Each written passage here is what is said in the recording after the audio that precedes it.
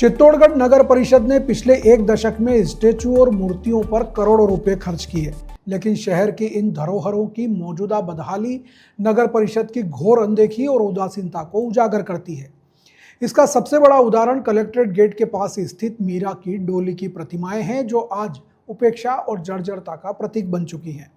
लाखों रुपए खर्च कर बनवाई गई मीरा की डोली, जिसका उद्घाटन तत्कालीन सार्वजनिक निर्माण मंत्री भरत सिंह ने किया था, आज टूट फूट की हालत में पड़ी है। डोली उठाने वाले कहारों और सुरक्षा में लगे सैनिकों की मूर्तियों के हाथ जमीन पर पड़े हैं और कई प्रतिमाएं तो पूरी तरह से गिर चुकी हैं।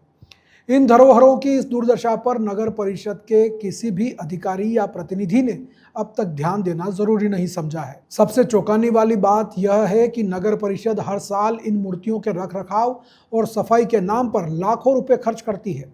ठेकेदारों को मोटी रकम दी जाती है, फिर भी न तो साफ सफाई होती है, न ही समय पर मरम्मत होती है। प्रतिमाओं के आसपास गंदगी का अंबार लगा रहता है, जो साफ दर्शाता है कि नगर परिषद के दावों और जमीनी हकीकत में कोई मेल नहीं है। नगर परिषद में चाहे भाजपा का बोर्ड रहा हो या कांग्रेस का, दोनों ही दलों ने इन सांस्कृतिक धरोहरों को बचाने में कोई रुचि नहीं दिखाई। केवल उद्घाटन भाषण और फाइलों में विकास दिखाकर जनता की आंखों में धूल झोंकी गई, जबकि जमीनी हकीकत और सच्चाई यह है कि चित्तौड़गढ़ की ऐतिहासिक पहचान बन चुकी ये मूर्तियां अब टूटकर बिखरने लगी हैं।